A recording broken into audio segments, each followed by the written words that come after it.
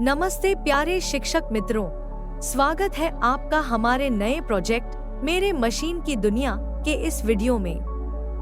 यह प्रोजेक्ट कक्षा 8 के विज्ञान पाठ बल तथा दाब और पाठ 9 घर्षण पर आधारित है।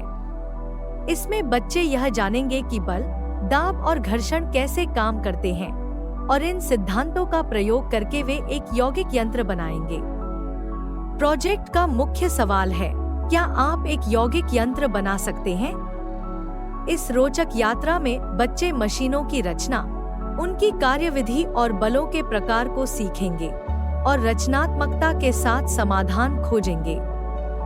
इस प्रोजेक्ट में बच्चे सरल और यौगिक यंत्रों में अंतर समझेंगे, विभिन्न बलों और घर्षण को पहचानकर उसका विश्लेषण करेंगे, तरल और गैस के दबाव का अनुभव करेंगे और अंत में एक मशीन बनाकर उसका प्रदर्शन करेंगे। यह प्रोजेक्ट 5 दिनों में पूरा होगा, जिसे हम विज्ञान की 40 मिनट की घंटी में करेंगे। आवश्यकता पड़ने पर शिक्षक प्रोजेक्ट की समयावधि को बढ़ा भी सकते हैं। इस प्रोजेक्ट में हमें जिन संसाधनों की आवश्यकता होगी वे हैं पेंसिल, कार्डबोर्ड, धागा, टिश्यू या कपड़ा, बेलनाकार वस्तुएं, गुब्बारा, सुई, ट्यूब, पानी की बोतल, स्केच पेन, टेप, रूलर, खिलौना कार, डोमिनोज और कुछ घर की वस्तुएं। पूरी सूची आपको पाठ योजना के पहले पृष्ठ पर मिल जाएगी। प्रोजेक्ट के बेहतर क्रियान्वयन हेतु शिक्षकों के लिए सुझाव है कि वे एक दिन पूर्व पाठ योजना को देख लें। जिस सामग्री की आवश्यकता है उसे बच्चों को पहले बता दें। समूह बनाते समय विविधता का ध्यान रखें। बच्चों को घर पर माता-पिता और समुदाय से चर्चा करने के लिए प्रेरित करें।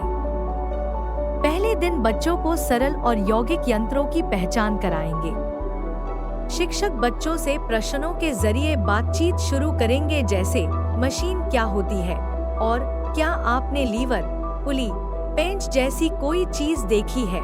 इसके बाद शिक्षक सरल यंत्रों के 6 प्रकार और यौगिक यंत्रों जैसे साइकिल, ठेला, कैंची का परिचय देंगे। बच्चे अपने आसपास की मशीनों की सूची बनाएंगे और ये समझेंगे कि वे काम को कैसे आसान बनाती हैं।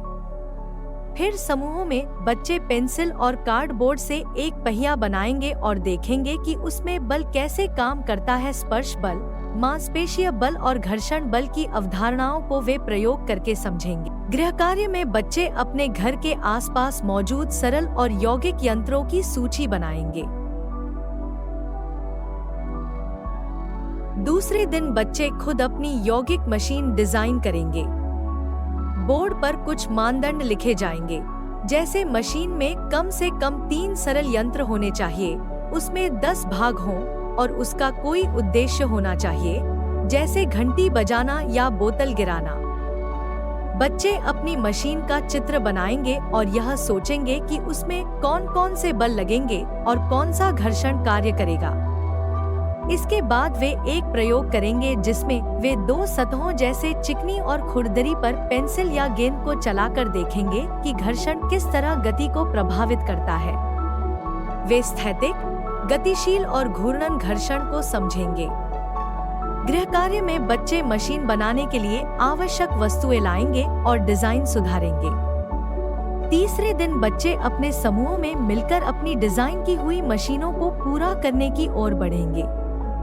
शिक्षक उन्हें मशीन के प्रत्येक भाग और उसमें लगे बल, घर्षण और दबाव के प्रकारों की पहचान करने के लिए एक सूची बनाने के लिए कहेंगे।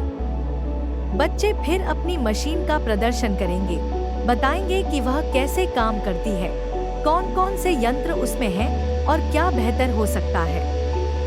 प्रस्तुति के बाद शिक्षक यह समझाएंगे कि मशीन निर्माण में त्रुटियां सामान्य हैं और परीक्षण द्वारा हम मशीन को बेहतर बना सकते हैं।